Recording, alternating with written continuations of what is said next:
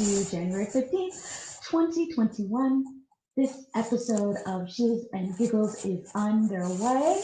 It's so exciting to have you join us today. Welcome to another weekly wind down podcast. This episode where we're going to talk about anything and probably everything, at least what we can get done in like 15 to 20 minutes.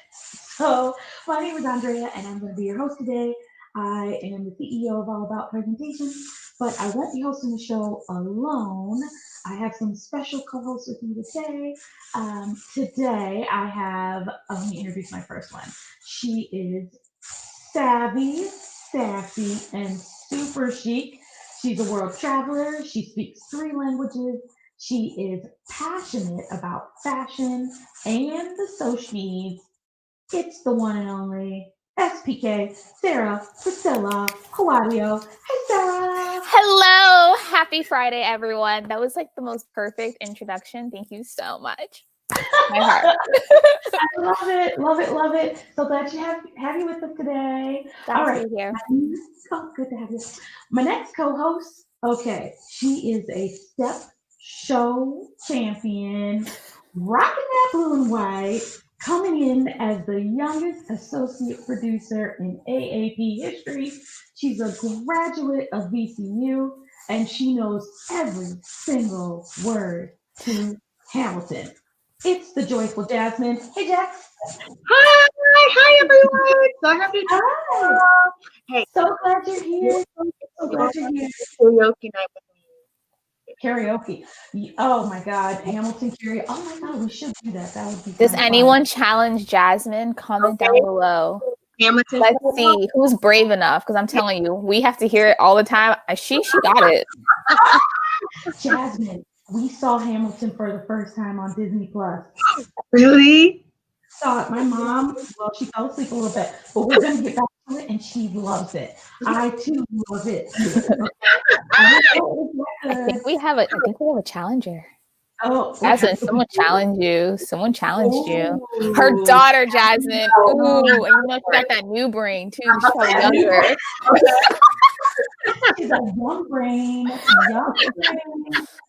All right. Well, welcome everybody to season 2. Can you believe we have a Oh my season 2? gosh. That's crazy. We have seasons now?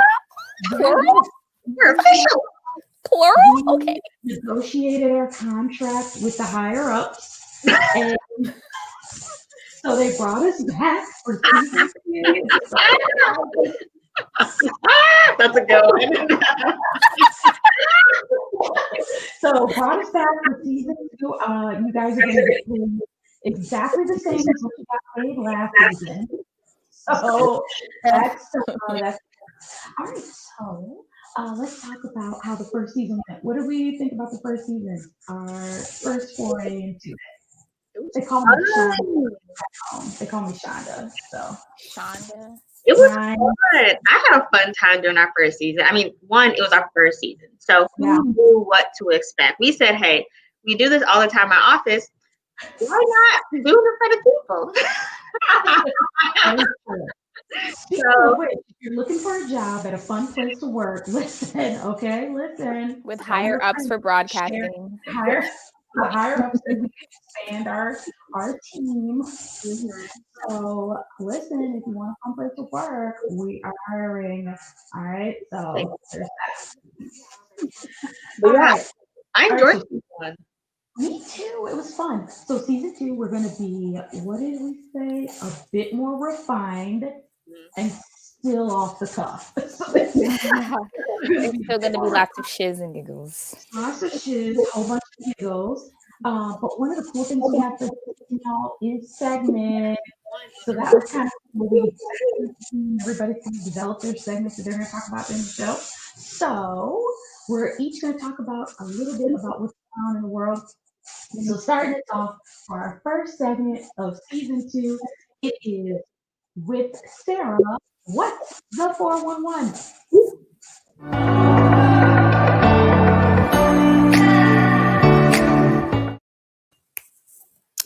Awesome. So guys, as you saw, I caught myself dancing. What's the 401 is going to be all about the tea, literal tea, blazing hot.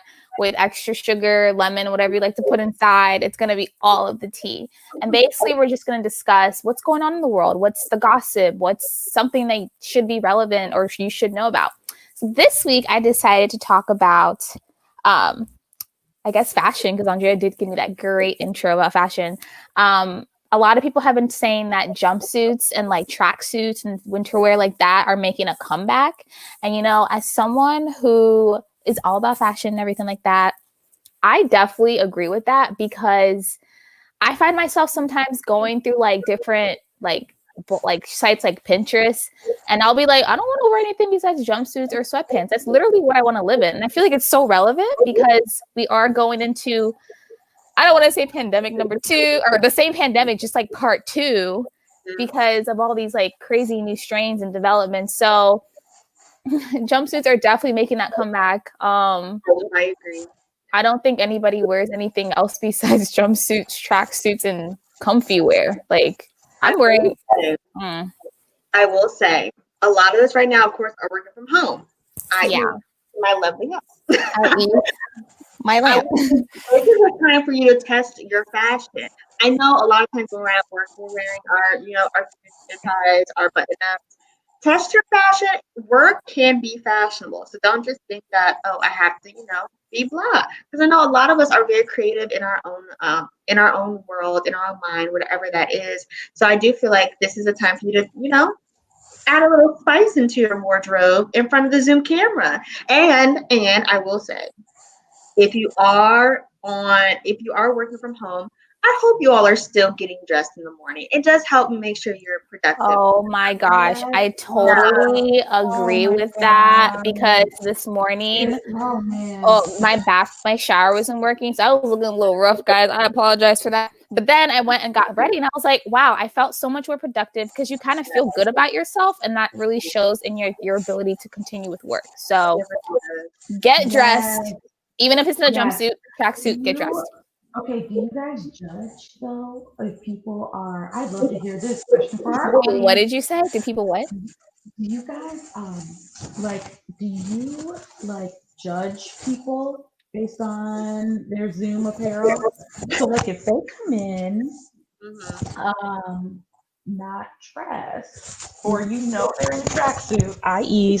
sometimes, but do you judge?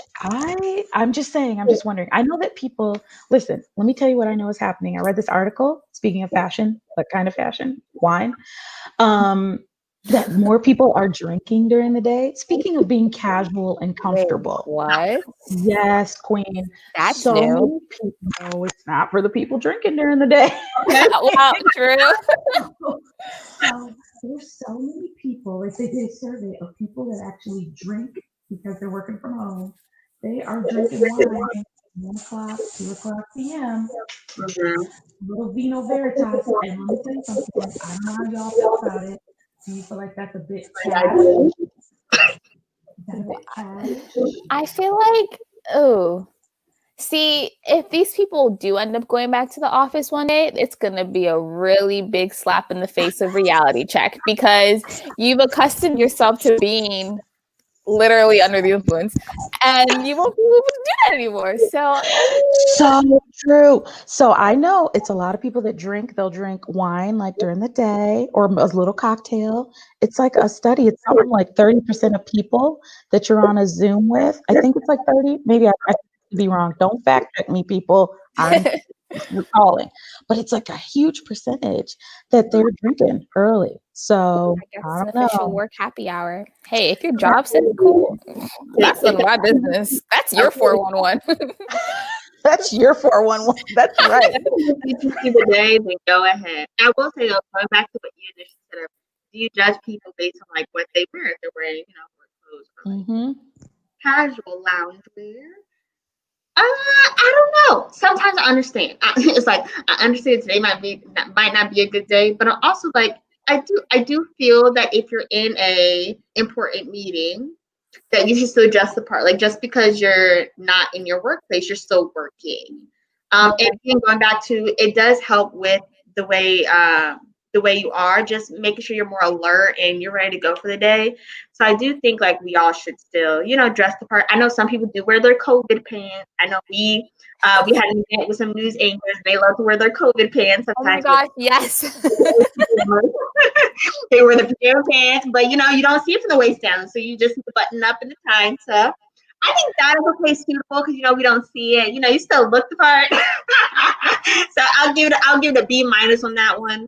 But hey, I think I judge myself, so I'm yes, not I'm gonna judging. I'm not gonna out anybody. I'm not gonna out them because that would be wrong. But there are some anchors, news people, where we've seen shorts, What's the we've tea? seen pants and flip flops, or just shorts and flip flops. We've seen all kinds of stuff from people that you go, okay, you.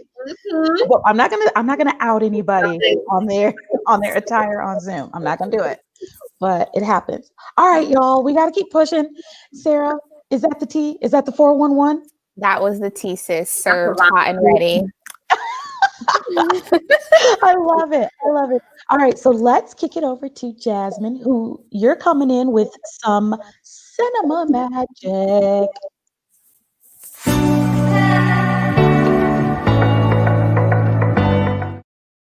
Oh my gosh, Okay, everyone.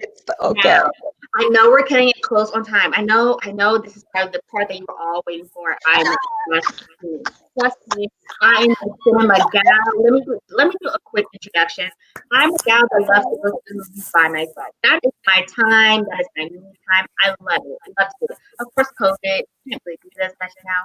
But I want to give you all the tea into, or not the tea, but the cinema magic, what you can put on your playlist, your watch list for the weekend, because I know work has been stressful during the week. I know it. You don't have to tell me because I'm living through it too. So I want to give you some shows and some movies that you should add to your watch list. But also, I want to, if you haven't heard of any of these, I do want to give you not a little background, but let you know what's happening right now with these shows and with these movies, because I think it's a little interesting. So I'm going to first touch on a movie, and I'm sure everyone has heard about it. It is Wonder Woman, the new Wonder Woman. I don't know if you've seen it, but if you have HBO, it's on HBO because, as you know, a lot of theaters are closed. So they did offer, when they released it to theaters, they actually also released it to HBO, which I thought was really nice. So I did watch it, and for me, that was my first time seeing Wonder Woman. I didn't see the first one. I know, don't shame me. But I will say that I really enjoyed it. I've heard mixed feels from people. I say try it out. But I will say, a little spoiler alert, not really. But at the very end, there's a special guest that comes back. For all of my older crew, my older and hip, there we go, my older and hip crew. If you've seen Wonder Woman in the past, you'll probably see this familiar face and it will light up your head. So I will say, definitely put on your watch list to give that a shot. I don't know, Andrea, Sarah, have you seen Wonder Woman yet? Not the new one, but like I want that 411 T. Who is it? Let me go watch it. And I saw it. HBO Max, I saw it, and I know they have that like thing with Warner Brothers about they'll be releasing other movies on. Which I love. All right, I love the first Wonder Woman, the first new Wonder Woman. Didn't love the 84 though. Didn't love it. I've heard. It didn't hit as hard to me. It just didn't hit as hard. I've heard that from so many people, so I definitely have to go back and watch the first one because I was never a fan of Wonder Woman. Wonder Woman growing up, I actually saw my father because he was a big Wonder Woman fan. So I was just like, okay, I'll watch it with you. And that's when I was like, oh, okay, this isn't bad. So I do have to go back and watch the first one. But like Andrea said, there have been mixed reviews out there in the community. Watch it for yourself. Make sure to come back to AP. Let us know what you think. Okay. Yeah, good question. Okay. And then I have 3, but I'm going to give you one more. Okay. And the next one we'll hold for our next segment. So the second and last one is The Bachelor. Now I know all my males watching, you're probably like, The Bachelor? I don't watch that. Okay. Well, it's okay. My females, you probably know what I'm talking about. So I don't know if you've seen this season yet, but we have a new bachelor, and he is actually the first African American bachelor that they will have in Bachelor history. Okay. This course is like heaven sent. We're like, yes, finally. He's actually not bad to the eye as well. But something, and this is, if you haven't seen the first episode, I'm giving away a little piece, but it's nothing that important. But I think it is good to share with you all. The Bachelor, of course, coming in, he was very new to the Bachelor world. He's never been on the Bachelorette or any other spin-offs that the Bachelor has had. But coming in before he did meet all the women contestants for him to date or court, he did have a question or two questions for the host. One question was, of course, what can I expect? How would this be for me? I've never done this before. And of course, the host gave him really good insight, really good advice. But the second thing that he also did ask was, I know I'm the first, well, not me, but him. I know I'm the first African American male. And give you some backstory. His mother is white, and then his father's African American. And he was like, I know that there are some not preconceived, but there are some expectations that I should date in this race or I should date in this race. So he did have that heart-to-heart conversation of how should I go about that? And the host, I think, gave him excellent advice. The host himself is white, so he was like, I don't know how you feel because I've never been in that situation before. But what I can tell you is, I do think you should lead with your heart in this. Despite what everyone else thinks, your family and friends, what America thinks, this is for you, and you should do what feels right for you. And I was like, I love that, and I'm happy that the Bachelor did bring this up because this is something, of course, that is a topic of discussion now more than ever. And I just love that he brought it to the forefront when he knew this was a big TV show. So Yeah. I love that. 100%. I never was really a fan of it back in the day, but this is my first Bachelor season. I saw the Bachelorette before this, and I definitely Yeah, I'm the same way. Because there was tea this year, guys, with the Bachelor and the Bachelorette. Let me tell you, and I just tuned in as well. So I don't watch The Bachelor, but I think he's cute. He's cute as a Matt butt. James. What's his name? Matt James. Okay, that's cute. He's cute. I guess he's cute. He's cute. What would you feel like? Okay, ladies. What would you feel if you were on The Bachelor? Would you have that same sense of like, all right, I'm on The Bachelor. I'm an African American woman. Like, and they do bring some of everybody. Like, they look like some of everybody as part of your pool of people. Yeah. Would you feel a sense of obligation to like with your race or like, you know, a certain type? Would they have to be? What if it was a different religion or with race, religion, whatever, it's different. What would you all feel? I know for me, well, going back to, I'm gonna hit on your religion aspect too, because this is the first time I've ever heard this happen. But during the same episode, he actually said a prayer with all the contestants as well. I love him so much. His religion out there too. We don't So he even not do that. only out there, but he put his religion out. And that's not something that you find common in men nowadays either. This is why I was like, what? So yeah. I definitely would probably think, if not act the same way he did, only because, as I kind of mentioned, you do have those people that not condemn you, but they think if you're one race that you should date or you should date one race only or only go this way. So I do, and I have seen that happen in people. I've seen that reaction to some people. So I would have that same thought going into the process. I'm like, I hope I'm doing the right thing. But I think the hope gave great advice was follow my heart. And that's what I would have done. Of course, you may receive backlash still, which is always the unfortunate part. But that's what I would do. But I don't know, Sarah, what do you think? No, 100%. Like, just to say it really quickly, be yourself and don't feel like you owe anybody anything. This whole loyalty to your race or loyalty to your thing, like, yes, I understand where that comes from, but also you have to be loyal to yourself. It reminds me of the show Love Island, which is a similar dating show. And it was the first season where a Black lady won. And with these shows, it's not typical for a Black person to win any of these shows or for them to be chosen as like, you know, the winner. So it's such a huge deal. And if you don't understand why people make a big deal out of stuff like The Bachelor and like race and religion, it's because these things happen and it is such a big deal. So I agree with you, Jasmine, 100%. Guys, that was good. What a good one. Is that it for your segment, Jess? That's all for my segment. Take it away, Andrea. Back to you in the studio. Oh, that was perfect. Oh, wait, no. There you go. Well, I know I did. all right. So as we wind up, I want to talk about, I have a segment too, which is really interesting. And so let's play my segment graphic.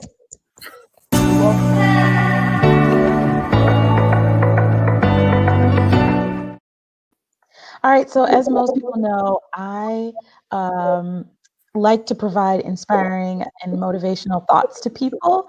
Apparently, I do it naturally, and then other people have said, "Hey, you should like do this more often because it really is encouraging." So I feel like we're all in this together, this thing called life. Nobody came and nobody was given a handbook at the beginning of birth, like, all right, here's everything you can expect.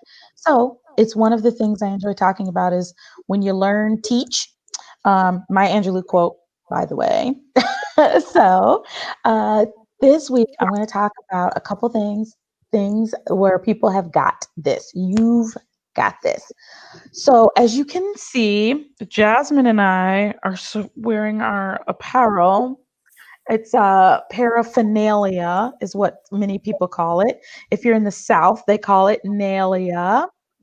If you're in the North, they call it Perry. But all of it is representing the sororities that were in there. Historically, African American sororities, but they're not limited to just African Americans. But historically, it has been that way. So one of the things that I thought about today when wearing this, and shouts out to all of the folks who are having a Founders Day. I think 3 this week, right? Delta, Zeta, and AKA all in the same week. Yeah. Shouts out to that. SG Row, y'all back in September. Sorry about that. We missed you. I want to talk about trailblazing women for a hot sec. And one of the things I thought about is how do you leave a mark that cannot be erased? And I think that is so important and such a interesting concept. So all of the sororities, almost all of them, have been around for about 100 years. Almost all of them, I think. We're getting close to one at Shiro, right? Like 1922, 2022. They're about 20, like next year. Yeah, it's about to be 100 years old. So imagine starting something that 100 years later is still going.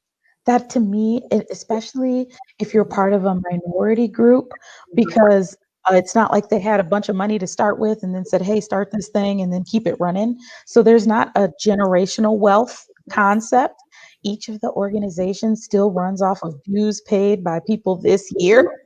You know, it's not like there's generational wealth. Like we at least have 20, you know, how you have endowments and things of that sort.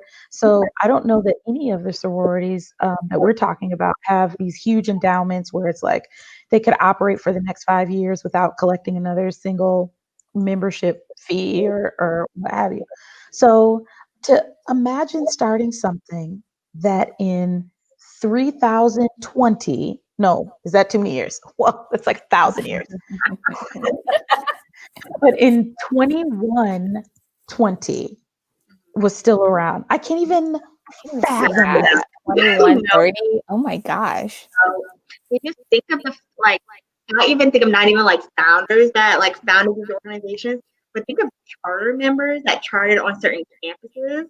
Like you have people that are 18 that are chartering some chapters on campuses. Think about years from now, and it's like, gosh, you did this. You created this legacy or this footprint in this camp. Like, that's crazy. My mom and my aunts were charter members. I should have grabbed their picture. Okay, make Jasmine for a hot segment. Second, Jasmine talk about it again. Gotcha. You guys talk big. I'm gonna grab this cute little picture of these cute girls. Okay. All right. So you make Jazz big. Perfect. All right. So yeah, like that is honestly what I can't even fathom. And just thinking, a lot of our organization, not a lot, but I know for myself, Data and Eshigo, we were founded in the 20s. And the 20s was a very hardship time in history because it had the recession. Even during the time when we were founded, or when specifically Data was founded, like women did not have the right to vote. So having our founders empower and strive to say we want to create this because we saw a lack in these areas, despite what's going on in the world, we think this is important. It's just amazing. It is amazing. All right, everybody watching, we have millions of people watching, like not millions, but a little less. All right, so a few less than a million. All right, so let me show you guys the cutest picture ever. Everybody hold your seat. Oh, Oh, who's that cute wow. girl? That is That's my your mom. That's my mom. mom. That is her sister. Oh yes. Oh And that's your my sister. Oh And my then god. the title is Form the Zeta Zeta chapter. Yeah. So Wow. isn't that cute? 3 Centralia girls are charter members of the new Zeta Zeta chapter of Delta Sigma Theta at Kirksville. How cute are they? Aren't they That the is cutest thing? amazing. legend. That is amazing. I know, cutest little girls in the whole wide world. So I want to just talk about, like, I think it's so important that we leave a memory, but I don't have visions of wanting to leave something that's 100 years old, but I do want to leave a legacy for at least 10 years from now. Somebody remembers who I am because of something that I did that was positive. You know, if you are religious, I know they have this saying in our church, and well, it's not even a saying really, but it's what you do for Christ will last, right? Or what you do for God lasts. And so what you do for love and for out of love for other people, because we are supposed to do that, we're called to do that, that's what lasts. So I just want to say, for all of you that are listening, think about something, homework. What is yeah. something that you would like to last beyond you? I can't fathom 100 years. That's so big for me. But like I could fathom 5 years, right? So if I were gone 5 years from now, am I currently doing things that will last beyond my existence on this planet, right? So everybody homework, think of something. And a lot of you have kids. That's one way to do it. So what you instill into them in being humans, that's one way to have something that lasts. But for those maybe who don't have kids, what are other ways? What is the thing that you can do that will last way beyond you? And on that note, I am going to say a special thank you and farewell to our current producer, Casey. She created this podcast for us. We're going to miss her. Today's her last day and she's leaving us. So thank you for creating a lasting podcast memory for us. We really, really appreciate it. And so we plan on doing this beyond her time here, but we wish her the best in all that she has going forward. So thank you, producer Casey. We really appreciate your effort. Woo, woo, woo, pew, pew, pew, pew, pew. We thank you so much. And for all of you watching, we're going to wrap up the show. Have a great, have a great week, Oh, everybody. Casey. Have a great weekend. We really appreciate you being here. Join us again next week where we will see you again soon. Have a good one.